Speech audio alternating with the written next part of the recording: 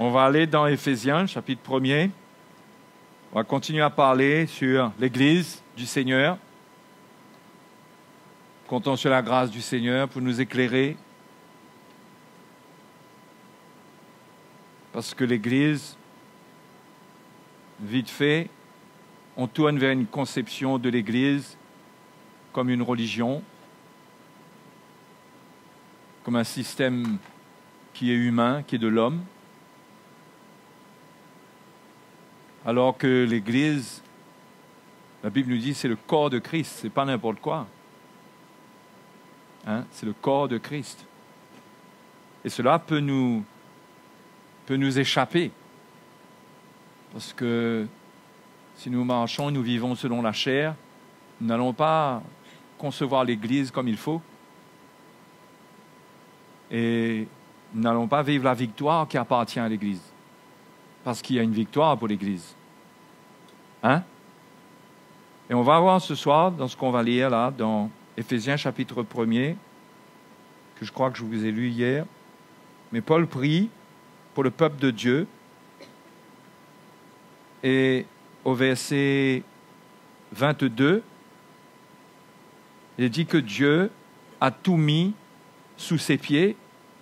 Il l'a donné pour chef suprême à l'Église, qui est son corps. Hein? La plénitude de celui qui remplit tout en tous. Donc le corps de Christ sur la terre est appelé, en tant que corps, à posséder la plénitude du Seigneur. Quelle plénitude? La Bible nous parle ici de l'expérience de la résurrection de Jésus. Il est dit que la puissance de Dieu, quand Paul prie dans les versets d'avant, allons lire cela. Paul prie au verset 17, afin que le Dieu de notre Seigneur Jésus-Christ, le Père de gloire, il dit qu'il vous donne un esprit de sagesse et de révélation dans sa connaissance, qu'il illumine les yeux de votre cœur pour que vous sachiez quelle est l'espérance qui s'attache à son appel, qu'on puisse comprendre c'est quoi l'appel de Dieu, quelle espérance est attachée à cela. Vous vous souvenez que hier on a lu cela, mais dans Éphésiens, il est dit qu'il y a une seule espérance. Hein? Donc l'Église doit posséder une espérance qui est celle que le Seigneur lui communique, pas l'espérance qu'elle essaye d'avoir par elle-même à sa manière. Il y a une seule espérance. Hein? Et quelle est la richesse de la gloire de son héritage qu'il réserve aux saints? Quelle est envers nous qui croyons l'infinie grandeur de sa puissance, se manifestant avec efficacité par la vertu de sa force? Il l'a déployé en Christ, en le ressuscitant des morts, en le faisant asseoir à sa droite dans les lieux célestes au-dessus de toute domination, de toute autorité, de toute puissance, de toute dignité, de tout nom qui peut être nommé, non seulement dans le siècle présent, mais encore dans le siècle à venir. Hein? Donc, Paul dit qu'il y a quelque chose qui s'est passé dans la résurrection de Jésus. Jésus est mort, mais il est ressuscité. Et il y a une puissance qui a été déployée en Christ pour le ressusciter des morts. Et vous savez, quand Jésus est ressuscité des morts,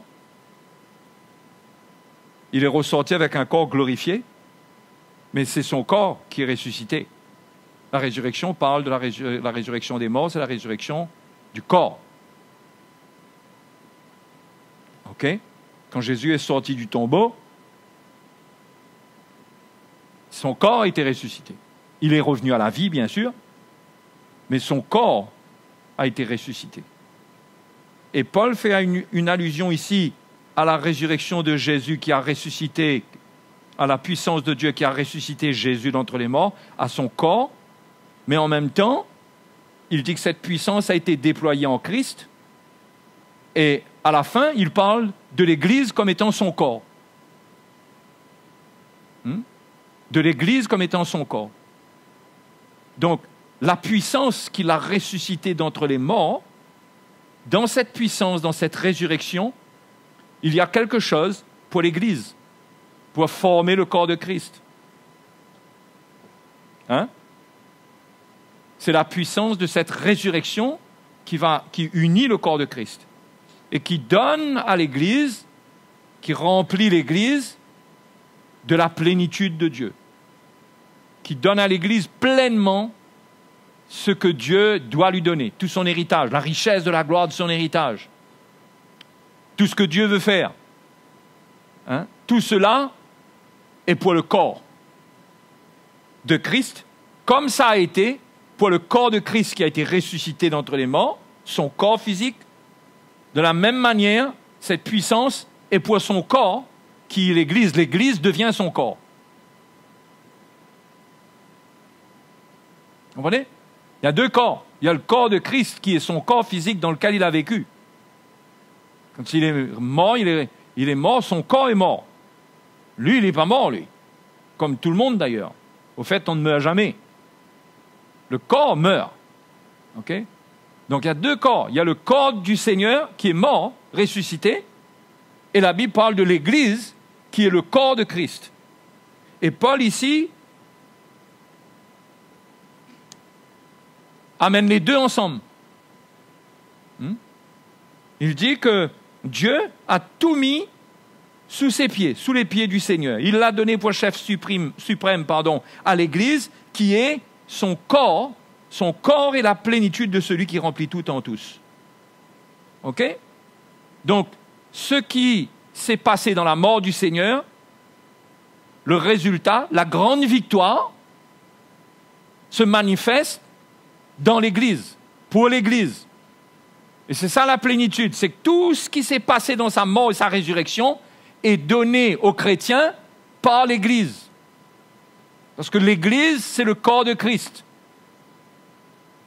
C'est le corps de Christ qui a été ressuscité. OK? Donc, il y a comme un parallèle, comme les deux choses viennent ensemble. L'Église, le corps de Christ, et l'Église est le corps de Christ. Et c'est certain que lorsque l'Église est bâtie, quand la Bible dit qu'il a tout mis sous ses pieds, quand l'Église devient vraiment le corps de Christ, l'Église vivra une grande autorité. Elle aura une très grande autorité. Hein? Sur la puissance des ténèbres, sur toutes les œuvres de l'ennemi. C'est pourquoi notre force à nous, c'est d'être construit pour être dans l'Église, et c'est de construire l'Église. Quand on est dans l'Église, et que tous nous nous unissons, nous formons l'Église, l'Église devient ce corps, tout est mis sous les pieds du Seigneur, c'est-à-dire les pieds font partie du corps de Christ. Donc l'Église, finalement, reçoit la plénitude de l'autorité de Christ.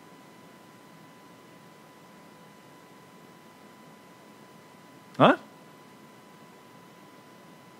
L'Église reçoit la plénitude de l'autorité de Christ.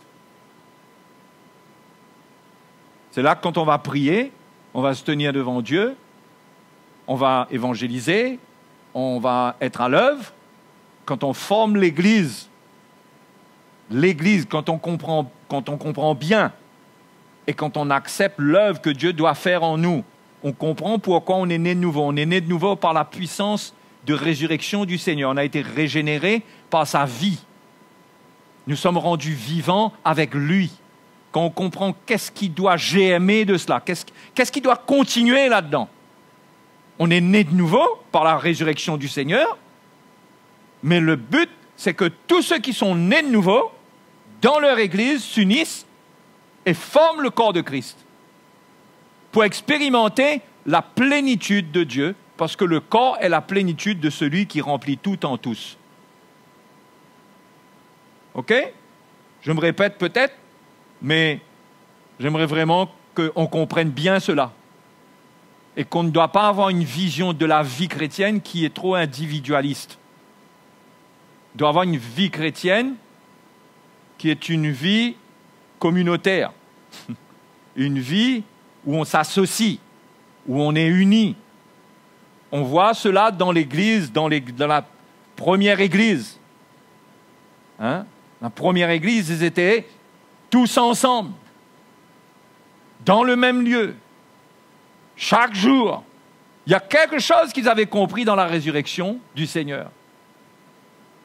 Hein? Ce que les apôtres annonçaient les a menés à se retrouver, à s'unir. Et ils sont arrivés même à renoncer, même à leur bien personnel pour s'unir, pour être un seul cœur, pour former ce seul cœur et ce seul corps. Tellement ils avaient vu cela, que c'était clair, que c'est ça le plan de Dieu. Et on voit quel a été le résultat. Parce que rien ne résistait à leur passage. Ils étaient persécutés, mais la persécution n'arrêtait pas l'œuvre de Dieu. Dieu était avec eux, il y avait des miracles qui se faisaient. Parce que Jésus avait promis que quand il bâtirait son Église, les portes des séjours des morts ne prévaudraient point contre elle, contre l'Église.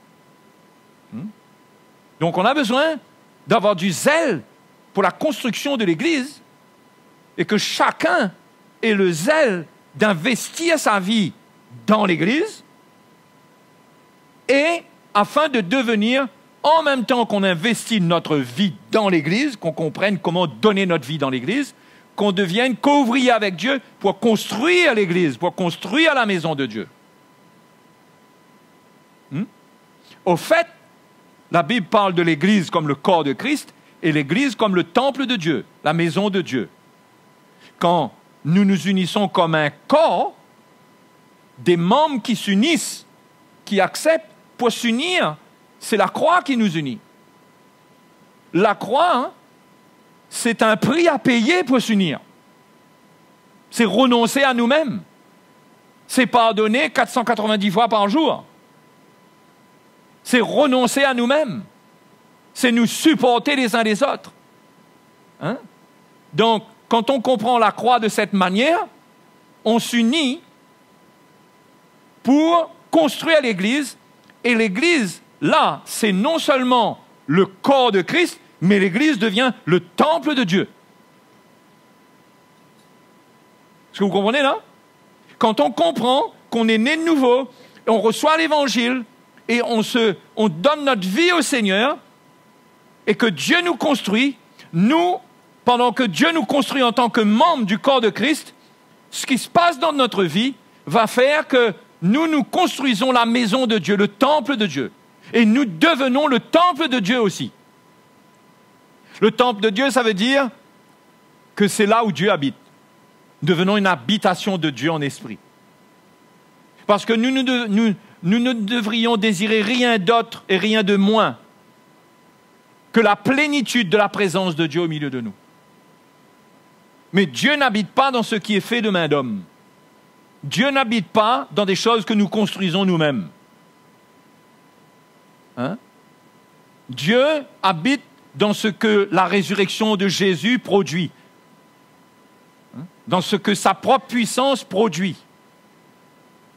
L'Église est un produit de la mort et de la résurrection de Jésus. C'est avec ça, quand ça se passe dans notre vie et que nous nous édifions avec ça, nous formons la maison de Dieu, le temple de Dieu. Et Dieu est avec nous. Ça ne veut pas dire que là, Dieu n'est pas avec nous. Mais plus nous allons construire cela, plus nous allons nous édifier comme des pierres vivantes en nous approchant de Jésus, qui est la pierre vivante, qui est la pierre d'angle. Plus nous construisons notre vie par rapport à lui, sa mort, sa résurrection, plus nous devenons le temple de Dieu, nous sommes des pierres vivantes, plus nous allons servir Dieu avec la gloire de Dieu au milieu de nous. Hein? Avec la gloire de Dieu au milieu de nous. Et ça devrait être notre désir. Il n'y a rien de plus grand que cela. Parce qu'on peut ne pas être béni, on peut ne pas posséder les choses de la terre. Mais si ça c'est là, premièrement, on ne manquera de rien, on aura ce qu'il nous faut, mais on sera dans la paix, on sera dans la joie, on sera bien, et quand on est bien, on a envie de rien d'autre que ce qui produit le bien en nous. Oui ou non? C'est pourquoi le diable trompe le monde et trompe les chrétiens en leur faisant croire, c'est pourquoi la Bible parle des convoitises trompeuses, en leur faisant croire que plus ils vont avoir des choses de la vie sur cette terre, plus ils sont en sécurité, plus ils seront bien. C'est un mensonge. C'est plus Dieu grandit dans notre cœur, plus la maison de Dieu se forme et la gloire de Dieu habite au milieu de l'Église, plus nous sommes bien. Parce que l'homme a été créé pour être bien avec la vie de Dieu. Il a été créé à l'image de Dieu. Il n'a pas été créé pour consommer les choses du monde. Il a été créé pour être une habitation de Dieu. Alléluia. Hein? Et le chrétien qui ne comprend pas cela et qui résiste à cela, il ne sera jamais bien. Puisqu'il n'y a pas de bien en dehors de cela. Hein? Il n'y a pas de bien en dehors de cela. Dans notre expérience personnelle, nous pouvons voir cela. Quand nous résistons à la communion fraternelle, quand nous résistons à l'Évangile, quand nous ne nous humilions pas, quand nous nous éloignons un peu, si nous sommes nés de nouveau, si nous sommes sincères, nous ressentons dedans de nous que nous ne sommes pas bien. C'est là qu'il faut faire attention, quelles raisons nous donnons à notre mal-être. C'est là que nous pouvons tomber dans les pièges de l'ennemi et accuser nos frères et nos sœurs et pointer le doigt vers les autres et ne pas réaliser qu'en réalité, nous ne sommes pas bien parce que nous nous éloignons de Dieu en nous éloignant de l'Église. Nous nous éloignons de Dieu en nous éloignant de l'Église. Ceux qui croient qu'ils sont près de Dieu sans être près de l'Église, ils se mentent à eux-mêmes, ils sont séduits. Ils sont en route pour la ruine. Ils sont en route pour la ruine. Ils ne verront pas la lumière. Parce que Jésus est mort, il est ressuscité, sa résurrection s'est passée dans son corps, tout ce qu'il donne, toute sa plénitude, c'est pour son corps qui est l'Église. C'est pour son corps qui est l'Église. Rien d'autre. Donc, on a intérêt à accepter d'être un membre du corps de Christ, d'être édifié, de perdre notre vie sur cette terre, de perdre notre vie dans ce monde, pour être le corps de Christ. Et on ne peut pas être un membre vivant du Seigneur avec les choses du monde. On doit perdre notre vie selon la chair pour avoir cette vie du Seigneur, cette vie de l'Esprit.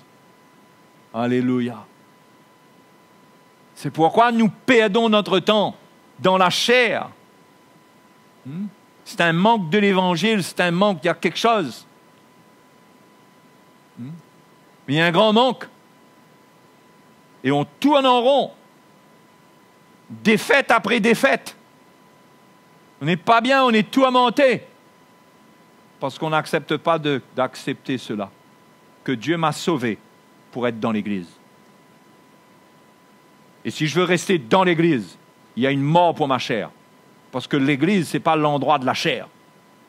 Dieu unit les cœurs en faisant mourir la chair. La mort de Jésus, c'est la victoire sur la chair pour unir des hommes dans l'esprit. Pas mettre des hommes charnels ensemble. Ça, c'est les clubs du monde qui font ça. Hein? L'Église, non. L'Église demande un renoncement chaque jour. Prendre sa croix chaque jour. Prendre sa croix chaque jour. Renoncer à nous-mêmes. Mais en le faisant, en acceptant le prix de cette souffrance, parce qu'en renonçant à nous-mêmes, il y a beaucoup de choses qui se passent, il y a la persécution. Il y a aussi le prix que nous payons nous-mêmes par rapport au désir de notre chair. Il y a un prix à payer, mais la récompense est tellement excellente. Mais nous voulons, goûter, nous voulons avoir l'effet de ce qui est construit sans construire ce qui va produire cet effet. Est-ce que vous comprenez? On veut avoir l'effet de ce que ça va produire sans que ce qui produit cela soit construit.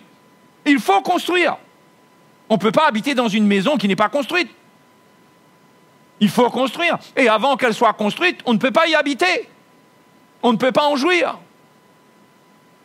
Oui ou non? Peut-être qu'on habite encore sous une paillote, mais on est en train de construire un palais. Mais il y a un moment, on va habiter dans le palais. Mais il faut accepter, alors qu'on construit, on est encore un peu dans notre paillote, mais on construit. Est-ce que vous comprenez l'image que je donne? On paye un prix. Vous savez, frères et sœurs, ouvrez bien votre cœur et ouvrons bien notre cœur, parce que nous pouvons être séduits et croire que nous comprenons bien toutes ces choses. Jésus a dit à Pierre, ce n'est pas la chair et le sang qui t'ont révélé cela. Il faut vraiment un esprit de révélation pour saisir cela. C'est pourquoi Paul lui-même, il priait, il dit que Dieu vous donne un esprit de révélation. Parce que ce sont des choses que l'intelligence humaine ne peut pas saisir. On ne peut pas en saisir la réalité. Donc, nous sommes ce corps appelé à expérimenter la victoire de la résurrection. La victoire de la résurrection, du tombeau n'est pas sorti un pied, un orteil, une main. Du tombeau est sorti le corps. La résurrection est pour un corps. Donc, si nous voulons vivre la vie de résurrection qui est dans le Seigneur, c'est en tant que corps.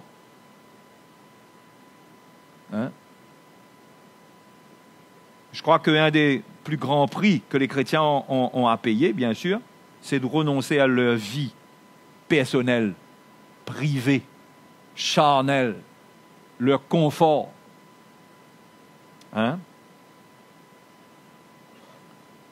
Oui, les frères et sœurs.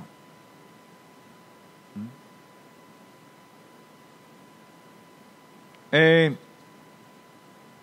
dans Romains, l'épître aux Romains, Paul parle du baptême. Allons dans Romains chapitre 6. Romains chapitre 6.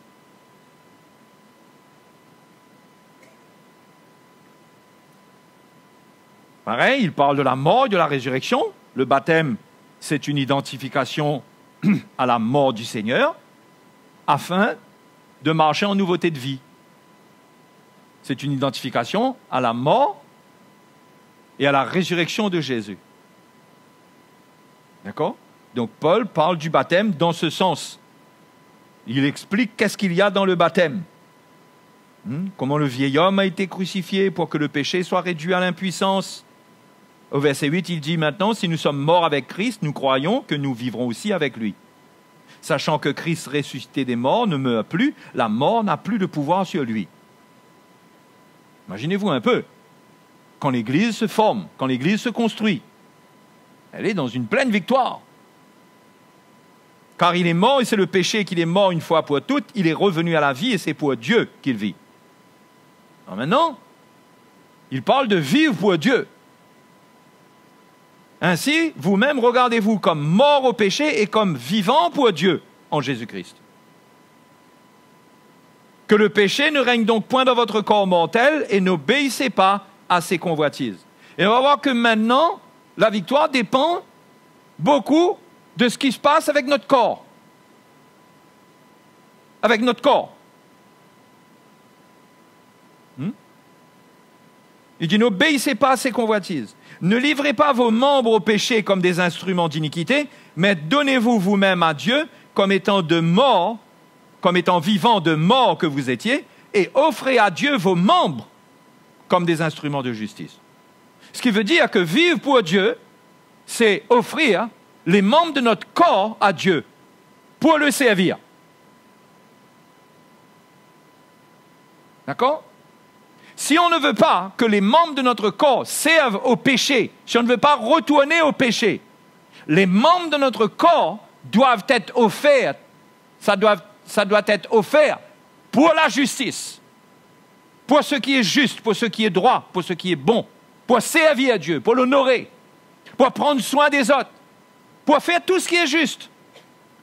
Il parle des membres de notre corps. D'accord ? Il ne parle pas juste que dans notre cœur, on est OK. Il ne parle pas juste de cela. Le Amen qui vient de notre cœur et qui est prononcé par notre bouche doit amener notre corps sur l'autel. Il n'y a pas de réalité de vie d'Église et de vie chrétienne sans l'offrande du corps.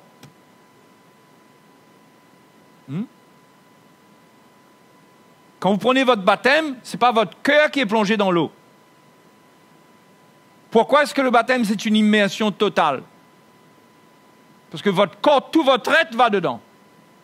Quand vous relevez, c'est pour offrir tout votre être au Seigneur. Et s'il y a une victoire sur le péché, dans la mort et la résurrection de Jésus, ça va dépendre de ce qu'on fait de notre corps. Aussi. Ça dépend de ce qui se passe dans notre cœur, parce que nous avons besoin de recevoir l'Évangile dans notre cœur. Mais ensuite, qu'est-ce qu'on fait avec notre corps? Et là, Paul explique. Si on ne veut pas que le péché règne dans notre corps, il dit, ne livrez pas vos membres au péché, mais donnez-vous vous-même à Dieu comme étant de mort, vivant que de mort que vous étiez, et offrez à Dieu vos membres comme des instruments de justice. Car le péché n'aura point de pouvoir sur vous, puisque vous êtes non sous la loi, mais sous la grâce.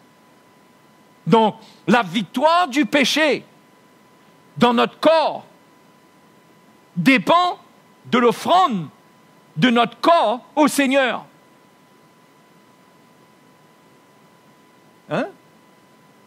Dépend de l'offrande de notre corps.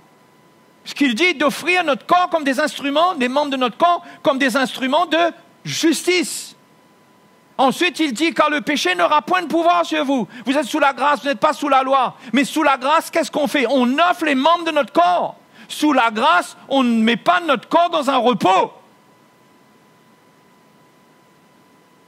Parce que c'est là le piège. On n'exclut pas le corps du plan de Dieu.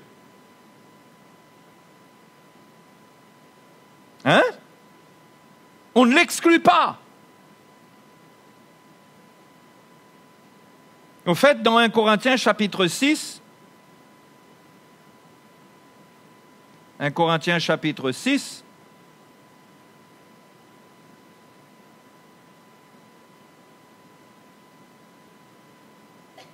l'apôtre Paul dit, au verset 13, les aliments sont pour le ventre et le ventre pour les aliments. Et Dieu détruira l'un comme les autres. Mais le corps n'est pas pour la débauche. Il est pour le Seigneur et le Seigneur pour le corps. Le Seigneur, il est pour notre corps. À condition que notre corps soit pour le Seigneur. De toute façon, notre corps appartient au Seigneur. Il va faire ressortir cela par devant. Mais si on veut vivre la réalité d'un Seigneur qui est pour notre corps, le corps n'est pas pour la débauche. Et Dieu qui a ressuscité le Seigneur nous ressuscitera aussi par sa puissance. Verset 15. Ne savez-vous pas que vos corps sont des membres de Christ? Là, d'une certaine manière, si je puis parler comme ça, on déspiritualise la notion de membre du corps de Christ. Puisqu'il dit que notre corps, nos corps sont des membres de Christ. Non? Prendrais-je donc les membres de Christ pour en faire les membres d'une prostituée? Là, il parlait à des Corinthiens qui vivaient très mal. Et il y avait des doctrines à l'époque pour les encourager à ne pas tenir compte de ce qui se passe avec leur corps. Parce qu'ils disaient que le corps, c'est matériel. De toute façon, le corps, il est contaminé. Il contient le mal. Et Dieu ne regarde pas à ça. Ce n'est pas grave. Ce qui est important, c'est le cœur. Et beaucoup de chrétiens aujourd'hui vivent seulement avec leur cœur. Ils ne comprennent pas l'offrande de leur corps.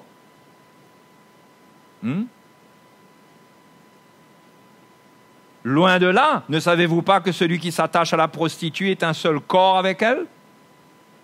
Car est-il dit, les deux deviendront une seule chair, mais celui qui s'attache au Seigneur est avec lui un seul esprit.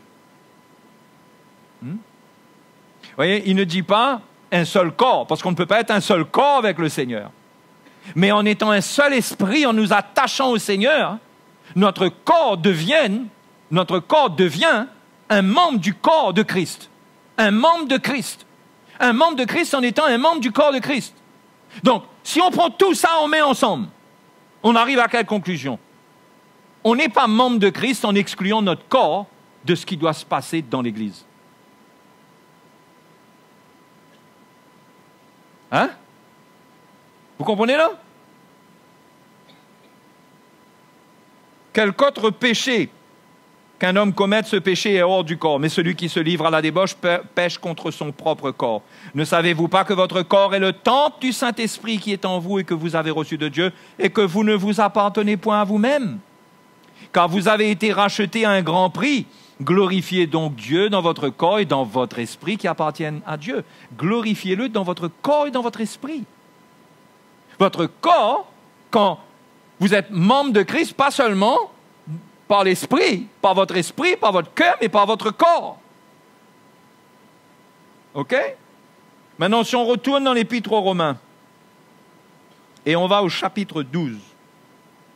Romains, chapitre 12. Hein? Paul explique la doctrine du salut dans l'Épître aux Romains. Vous savez ça? L'Épître aux Romains, c'est l'épître de la justification par la foi. Il parle du salut, il parle de l'état de l'humanité, il parle de l'état des Juifs, il parle que personne ne peut être justifié par la loi, on est sauvé par le sang de Jésus. Il parle de tout ça, il parle au chapitre 5 de la grâce, hein, comment la grâce est venue, il parle au chapitre 6 du baptême, ok? Ensuite, chapitre 7, il parle de la fin de la loi, on n'est plus sous la loi, etc. Au chapitre 8, il parle de la vie de l'esprit. Dans tout ça, il parle du salut, il parle du salut. Mais il a une pensée qui progresse et qui arrive au chapitre 12 à l'offrande du corps. Il dit au verset 1er, « Je vous exhorte donc, frères, par les compassions de Dieu, à offrir vos corps comme un sacrifice vivant, saint, agréable à Dieu, ce qui sera de votre part un culte raisonnable. » Donc, suite à toute la doctrine qu'il a expliquée, il dit, voilà ce que vous devez faire maintenant, votre culte à vous, c'est-à-dire votre service, si vous adorez Dieu, si vous aimez Dieu, voilà ce que vous devez faire, c'est offrir vos corps. Comment? Comme un sacrifice. Qu'au fait, quand nous prenons notre baptême, nous acceptons d'offrir notre corps comme un sacrifice. Puisque la mort de Jésus, c'est le sacrifice de son corps. Ce n'est pas juste l'âme du Seigneur qui a été sur la croix. C'est l'offrande d'un corps. Donc, quand nous prenons notre baptême, notre nouveauté de vie va inclure une offrande de notre corps. Et ça, c'est important, parce que la Bible nous dit dans l'Ancien Testament que l'autel sanctifie tout. Quand notre corps même est identifié à la croix, devient un sacrifice, il y aura une sanctification dedans. Il y aura une œuvre de Dieu dedans. Le péché n'aura pas de pouvoir sur ce corps-là. Dieu ne permettra pas. Dieu le gardera. Parce qu'il sert pour sa cause, pour l'Évangile, pour l'Église. Dieu est pour le corps. Hein? Il est pour mon corps. Mais je dois faire attention. Mon corps est quoi pour moi? Est-ce qu'il est pour moi? Est-ce qu'il est pour le péché? Ou est-ce qu'il est pour le Seigneur? Il est pour la débauche ou il est pour le Seigneur? C'est moi qui dois savoir qu'est-ce que je veux faire avec mon corps. Hein? Je dois savoir ce que je veux faire avec mon corps. Mais la Bible me dit d'offrir les membres de mon corps comme un sacrifice vivant, saint, agréable à Dieu. Il est dit, ce qui sera de votre part un culte raisonnable. Ne vous conformez pas au siècle présent, mais soyez transformés par le renouvellement de l'intelligence. Il faut une lumière de l'Évangile dans l'intelligence de l'homme, dans le cœur de l'homme, pour lui donner une intelligence spirituelle, une intelligence des choses d'en haut. Hein? Pour qu'il comprenne qu'en ce qui concerne son corps, il ne peut pas faire vivre son corps comme il l'a fait vivre dans le temps où il ne connaissait pas Dieu. Son intelligence est renouvelée, il doit comprendre maintenant c'est quoi son corps pour Dieu. Il doit l'offrir à Dieu. Il faut un renouvellement de l'intelligence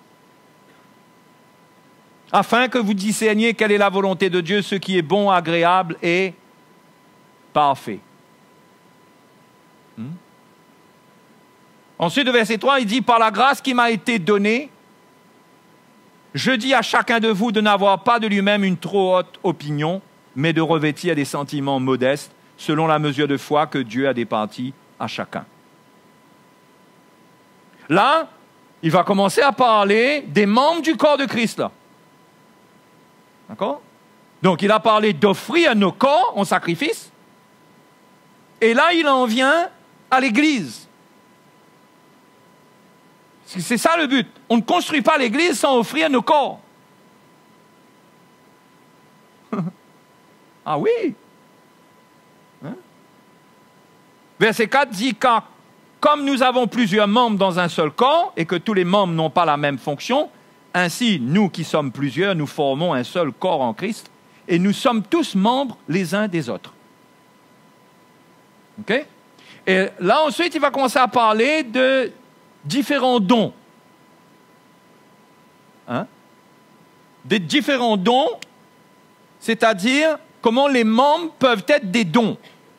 Comment Dieu fait chacun de nous des dons pour l'Église. Quand notre intelligence est renouvelée, quand nous avons compris l'Évangile, nous comprenons comment servir Dieu. Et là, nous avons des dons. Nous sommes des dons nous-mêmes. Pour le royaume de Dieu, pour l'Église, pour nous édifier. Le premier ennemi qu'il expose, c'est l'orgueil. Verset 3. Par la grâce qui m'a été donnée, je dis à chacun de vous de n'avoir pas de lui-même une trop haute opinion, mais de revêtir des sentiments modestes. Le plus grand ennemi dans la construction de l'Église en tant que membre, c'est l'orgueil. C'est de croire qu'on est celui qu'on n'est pas. Hein? C'est de croire cela. C'est d'exercer une autorité qu'on n'a pas reçue, que Dieu ne nous donne pas. C'est de fonctionner d'une manière que Dieu ne nous a pas appelés à fonctionner. Hein? Donc Paul dit que vous puissiez avoir des sentiments modestes, une opinion très humble de vous-même. Selon la mesure de foi que Dieu a départie à chacun. En tant que membre du corps de Christ, il y a une mesure de foi. Hein? La mesure de foi peut être petite, peut être moyenne, peut être grande, parce que quand on parle de mesure, on ne parle pas de même niveau de foi, mais c'est la même foi. Ça doit nous unir, même si c'est petite foi, moyenne foi, grande foi, ça doit nous unir. Ce n'est pas des foi différentes, c'est la même foi, mais dans des proportions et dans des mesures différentes. Mais tous, quand on croit dans le Seigneur et on est dans l'Église, il y a une mesure de foi qui nous est donnée pour quoi? Pour la manière dont on doit fonctionner. Hein? Pour la fonction que Dieu a mise à part pour nous. Il faut une foi. Personne ne peut pas prétendre faire certaines choses sans la foi. Et le domaine des choses spirituelles, ça demande plus de foi que les choses naturelles. Mais il faut la foi quand même. Même dans les choses naturelles, il faut que la foi de l'Évangile soit dans notre cœur pour accomplir ce que Dieu nous demande. Parce que dans tout ce que Dieu nous demande, ça demande des sacrifices, et les sacrifices, ça fait appel à la foi. On croit, on donne notre vie. Hein? Donc, il parle de la diversité des membres, il dit nous sommes plusieurs, mais nous formons un seul corps. Et nous sommes tous membres les uns des autres. Nous sommes tous liés les uns aux autres. Et si on veut rester dans le désordre, on reste dans le désordre, mais on va être un corps handicapé. Mais on est un corps quand même. On va être un corps dans la souffrance. Vous comprenez ce que je veux dire? On va être un corps qui ne fonctionne pas normalement. Il faut qu'on comprenne comment offrir nos corps, comment donner notre vie pour que Dieu nous unisse, pour qu'on devienne un corps harmonieux. Non? On est tous différents. Il faut qu'il y ait quelque chose qui nous unisse. Il faut que la puissance de Dieu nous unisse.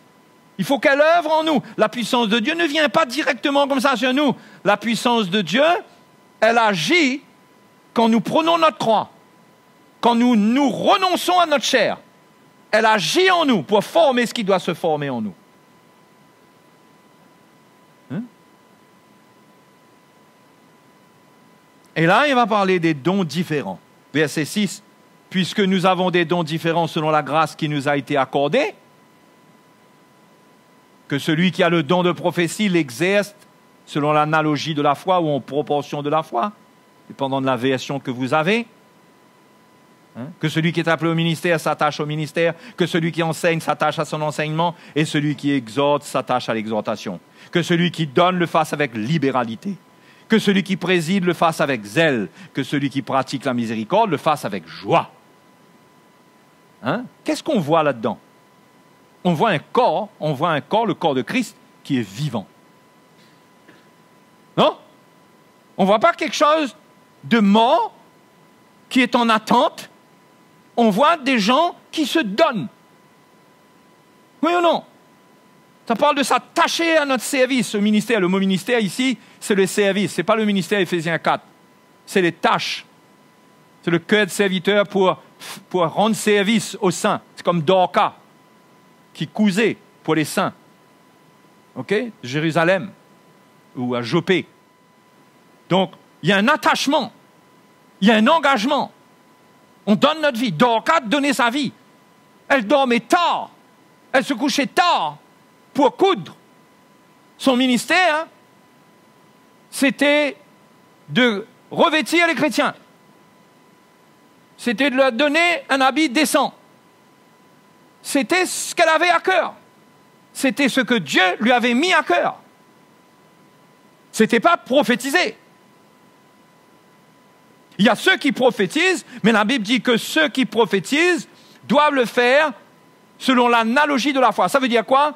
Ça veut dire que celui qui prophétise, il doit prophétiser dans l'esprit de la foi qui a été communiqué. Il ne peut pas venir, il ne peut pas être dans l'église et dire n'importe quoi. Quand il parle, s'il prophétise, il doit dire des choses qui sont en harmonie avec l'évangile. C'est comme ça qu'on juge les prophéties. À part ça, il peut y avoir un peu d'éléments humains dedans, mais ce qui est important, c'est que c'est selon l'analogie de la foi. Comment la foi a été transmise d'une certaine manière, on ne peut pas amener une prophétie qui va au contraire à cette foi qui a été transmise. Hein? Que celui qui est appelé au ministère s'attache au ministère. L'enseignement, attache-toi à ton enseignement. Tout ça, c'est des dons de motivation. Ceux qui ressentent dans leur vie, qui sont appelés à exhorter, d'autres à expliquer les Écritures, à enseigner. Hein? D'autres, ils ont plus à cœur les tâches matérielles. Mais mes frères et mes sœurs, mais c'est pas à mépriser ça. C'est pas à mépriser. L'Église a besoin de ça. Sans des dons pour les tâches matérielles, mais l'Église souffre d'un grand manquement. Parce que sur cette terre, il y a un côté matériel. L'Église est sur la terre, elle vit dans un monde matériel. Non? L'Église vit dans un monde matériel. Il y a des choses qui demandent l'intelligence de ceux qui sont intelligents naturellement, qui demandent la force de ceux qui ont de la force naturellement dans la vie de l'Église. Dorcas n'a pas appris à coudre en allant au ciel. Elle n'est pas allée au ciel et il y a un ange qui lui a donné un coup de couture. Elle avait ce don-là, elle est née de nouveau et elle a offert son corps. C'était un don qui était attaché à son corps, ses mains. Non? Son coup de doigt allait vite, faisait bien. Et c'était selon l'esprit de l'Évangile. Elle faisait ça pour les autres. Ce n'était pas son commerce dans l'Église. C'était selon l'analogie de la foi, comme la prophétie. C'était donné selon l'esprit de l'Évangile. C'était pour le corps. C'était son rôle pour le corps. Et son rôle pour le corps faisait qu'elle devait offrir son corps. Elle ne pouvait pas dire aux gens, juste regarder, avoir une petite larme lorsque quelqu'un a froid. Et prier, dire, Seigneur, s'il te plaît, j'ai vu ce frère, il a froid. Vous ne pouvez pas dire ça, parce que Dieu l'avait équipé pour aller prendre quelques heures, coûte quelque chose pour celui qu'elle a vu qui était dans le manquement. Le problème, c'est que les membres du corps de Christ aujourd'hui sont tellement occupés à leurs propres problèmes. On est occupé à résoudre nos problèmes que nous n'avons plus les yeux, nous sommes émotionnels. Nous avons des larmes de crocodile. Nous avons une parole de compassion. Mais que faisons-nous? Que faisons-nous? Dans le corps de Christ, il y a des gens qui sont équipés pour les besoins de l'Église. Non? Mais celui qui ne comprend pas qu'il est un membre pour le corps et qui ne veut pas offrir son corps pour être un membre du corps, qu'est-ce qu'il va faire? Hein? Chacun doit prendre sa place avec le don que Dieu lui a donné. Mais pour prendre sa place, il faut saisir l'Évangile. Parce qu'on ne vient pas servir Dieu dans l'Église avec notre chair. Parce qu'on va semer la zizanie, on va amener des problèmes, mais il faut être prêt à renoncer à nous-mêmes, à prendre notre croix, à supporter, à pardonner. Il faut être fortifié pour être comme ça, de manière à ce que, quel que soit ce qui se passe, je suis là pour l'Église. Je suis là pour l'Église, moi. Ma vie est donnée. Et pas des paroles, parce que Jean dit qu'on n'aime pas, qu'on n'a pas besoin d'aimer avec des paroles, avec la langue. Il dit, mais avec action, ça engage notre corps.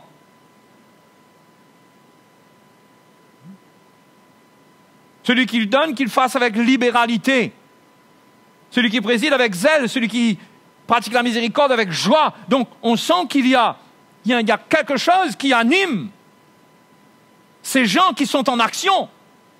Le zèle, celui qui préside avec zèle. Hein?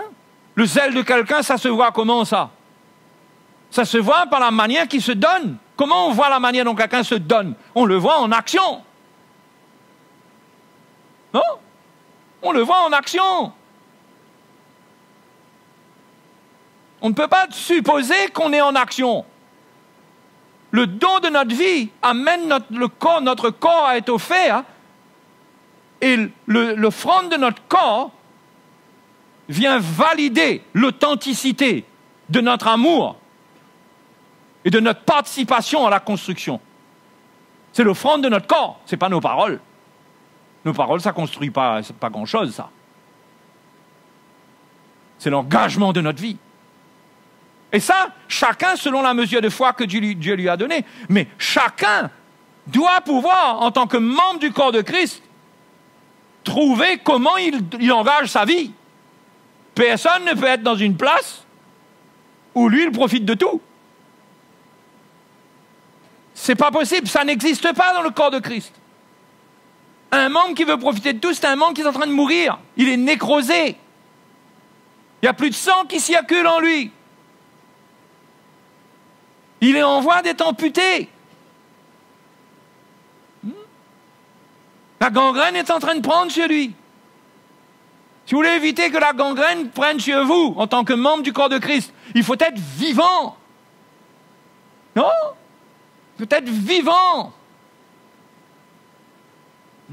Être prêt à payer le prix qu'il faut payer. Celui qui pratique, celui qui donne, qu'il le fasse avec libéralité. Si quelqu'un a ça sur son cœur, mais il faut qu'il fasse ça pleinement, sans regret, avec libéralité, générosité.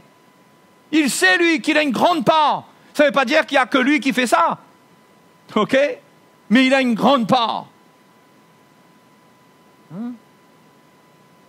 Et ça, on n'a pas intérêt à rater ces choses-là. Parce que si on rate ce que l'on est en tant que membre du corps de Christ, on meurt. On meurt. La gangrène monte sur nous.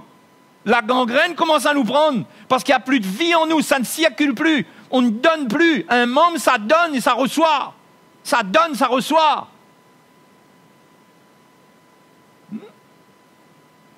C'est pourquoi l'Église est faible. En général. Et même chacun de nous, nous devons bien regarder ce qu'il en est de nous-mêmes. Il n'y a pas de don. On veut comprendre. On croit que l'Église, enseigne une grande philosophie, la philosophie chrétienne. Et on veut comprendre la Bible. On vient aux réunions pour comprendre le message. Mais le message, c'est ça, c'est donne ta vie. Donc, Jacques dit, ne te trompe pas par de faux raisonnements, mets en pratique. Mets en pratique. Vas-y. Donne ta vie. Offre ton corps, donne ta vie, ça veut dire offre ton corps. Il faut passer une autre dimension. Non? Là, on va être bien. Là, on va être bien, les frères et sœurs. Hein? Le verset 9 nous dit que l'amour soit sans hypocrisie. Ayez le mal en horreur. Attachez-vous fortement au bien. Hein? S'attacher fortement au bien. À faire ce qui est bien. Attachez-vous fortement. Un membre du corps de Christ, il doit s'attacher fortement à faire ce qui est bien. Quel que soit ce membre, il doit pouvoir témoigner qu'il a des œuvres, des bonnes œuvres. Il fait ce qui est bien, il s'attache à ce qui est bien. Et il a en horreur le mal. Par amour fraternel, soyez pleins d'affection les uns pour les autres. Par honneur, usez de prévenance réciproque. L'amour, sans hypocrisie, rempli d'affection. Tout ça, ça vient comment? Ce n'est pas des choses émotionnelles. C'est quand on est ses membres, dans notre cœur, on est réveillé. Hein? On aime l'Église, on aime le Seigneur. Il y a quelque chose de Dieu qui nous anime et on affectionne les frères et sœurs. On est plein d'amour fraternel. Quand on ne donne pas notre vie, comment serons-nous pleins d'amour fraternel? Hein? On ne va pas ressentir l'amour pour les gens. C'est quand on souffre pour les gens, on souffre avec Christ et on souffre avec les gens. On donne notre vie. C'est au travers de cela qu'on apprend l'amour de Dieu.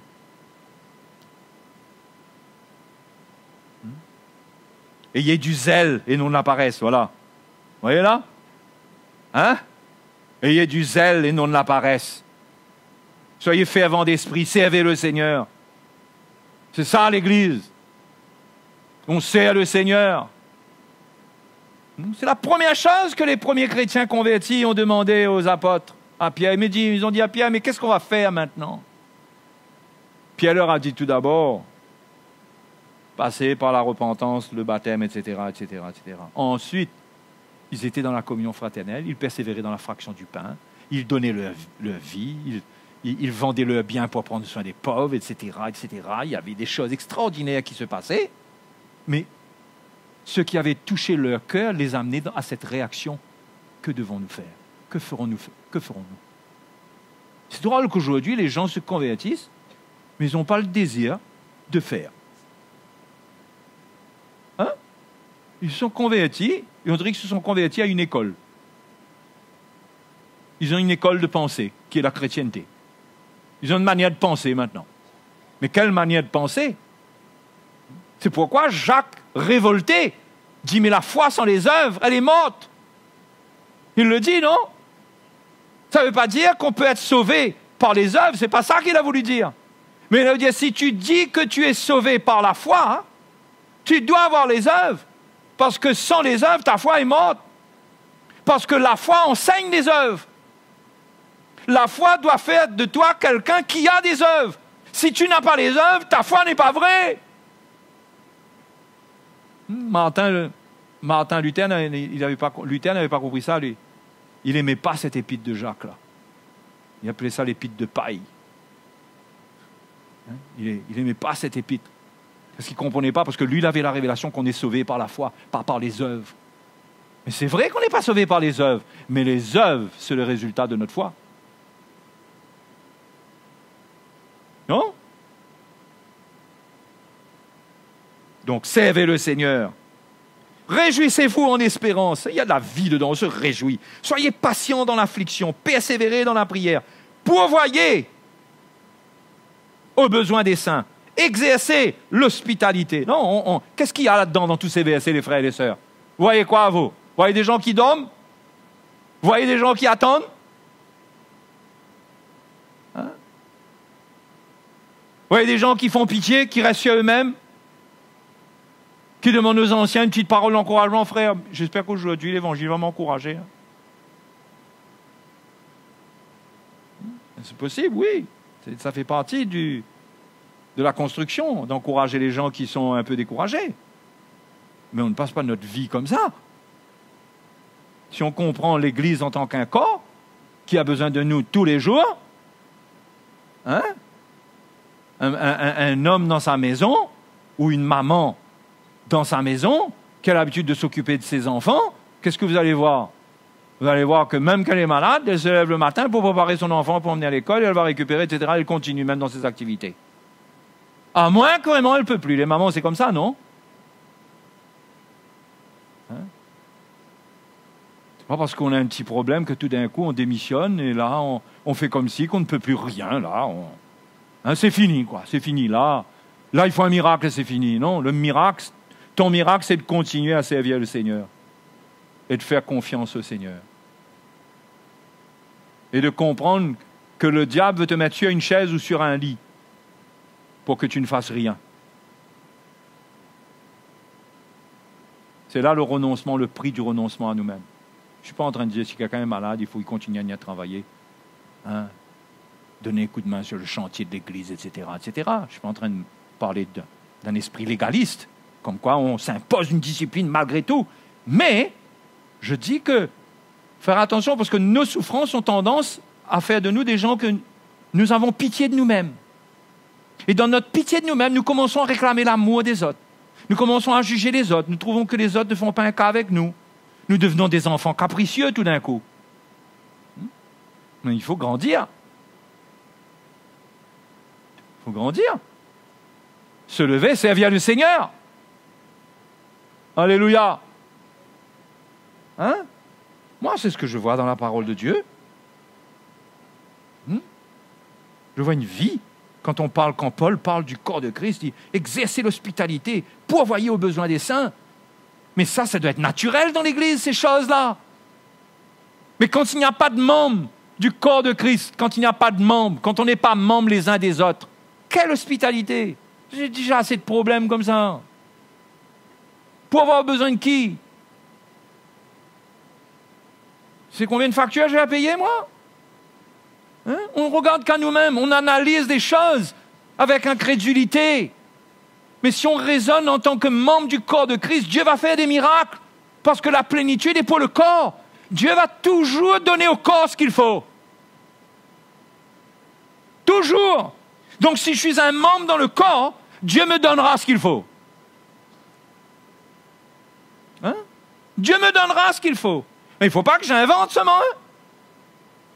Il ne faut pas que je me mente à moi-même et me faire croire que si je gagne plus d'argent, Seigneur, je vais ouvrir une entreprise, je vais faire quelque chose de plus grand pour gagner plus d'argent, comme ça je pourrai donner plus. Mais est-ce que Dieu t'appelle à ça? Parce que si Dieu ne t'appelle pas à ça, tu vas tomber dans un piège.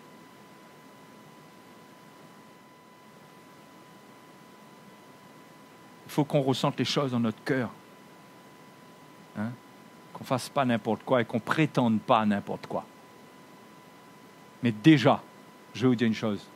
Quand on commence à donner notre vie les uns aux autres, l'Esprit de Dieu va bouger dans notre cœur. On va ressentir, il y a des désirs qui vont venir. Et on va ressentir qu'il y a des désirs qui germent de notre cœur. Notre cœur parle pour certaines situations. Notre cœur parle pour certaines choses. Il y a une vie. C'est comme un membre qui était mort et ça recommence à bouger parce que la vie revient dedans. Ça revient doucement. Ça revient dedans. C'est pareil. Le monde, la convoitise, a tué la vie dans le cœur. On recommence à donner notre vie. Ce cœur va recommencer à fonctionner dans l'esprit. Hein? On va commencer à ressentir l'appel de Dieu, un cœur de Dieu, des directives du Seigneur, un amour pour les saints. Ça va se reconstruire. Mais il faut donner ta vie. Hein? Pour ranimer le corps de Christ. Et nous, on va être là avec l'Évangile. Et on va appliquer le défibrillateur tant de temps qu'il faut. Pour que les cœurs reviennent à la vie. Notre défibrillateur, c'est l'Évangile. Ça fait un peu de choc, ça secoue un peu. Hein? Mais on va continuer à l'appliquer. Mais réveillez-vous. Il est urgent maintenant. Il est urgent maintenant de se réveiller pour former la maison de Dieu. Le temple de Dieu, où la gloire de Dieu viendra habiter dedans. Le temps vient là, où ceux qui vivent dans le péché en secret, qui ne se repentent pas, ils auront un sacré problème. Sacré problème. Sacré problème. Je ne parle pas d'une faiblesse, d'un truc qui arrive, se repent. Je parle de ceux qui sont dans les ténèbres. Ils vont avoir un sacré problème. Parce que quand l'obéissance est là, quand la gloire de Dieu est là, Dieu prend les choses en main. Attention devant. Mais nous, on veut voir ça, nous. Non? On veut voir ça, nous. On veut construire pour voir ça. Donc, on a intérêt à être correct. Non? On a intérêt à être correct. Avoir un cœur pur. Et on va voir le Seigneur à l'œuvre. Et Dieu va attirer des gens. Hein? Le Seigneur va sauver. Il va ajouter à l'Église ceux qui sont sauvés. Il n'y a que le Seigneur seul qui sait. Pourquoi il n'y a pas plus de gens que ça qui se convertissent? Il n'y a que le Seigneur seul qui sait. Mais si le problème est au milieu de nous, le Seigneur va le régler. Donc, il faut se tenir à carreau dans l'église dans les jours qui viennent. Il faut arrêter de jouer ticaz, comme on dit.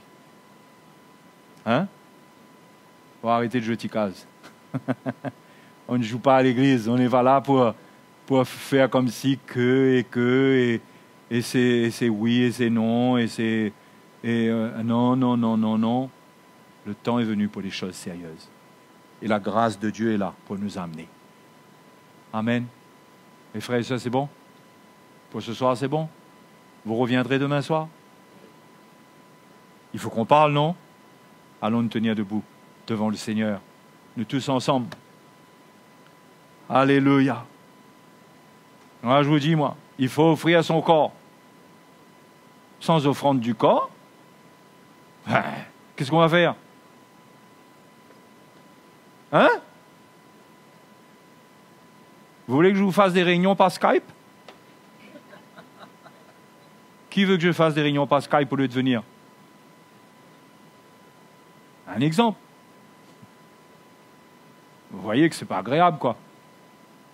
Il faut venir. Il faut que je me déplace. Non?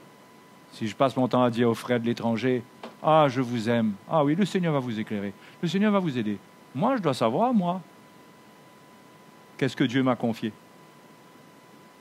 Ah, dans fin du mois, on va à Madagascar. C'est pas absolument le premier endroit où j'irai, hein? Je peux vous assurer, hein? Mais si le corps de Christ gémit et demande, hein? Mais qu'est-ce qui va amener quelque chose? C'est qu'il faut ouvrir notre corps.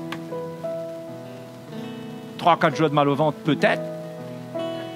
Mais on compte sur la grâce de Dieu. Mais nous tous sommes appelés à donner notre vie. Nous tous. Vous croyez que vous êtes appelés, vous, à mettre les pieds sur la table? Vous êtes appelés à donner votre vie. Et levez-vous de votre banc quand on finit de manger, allez faire la vaisselle. Allez nettoyer, on va aider. Assez dire, moi je suis fatigué, moi. Non. On est tous dans l'église pour donner notre vie. Hein? Pour le servir. Alléluia.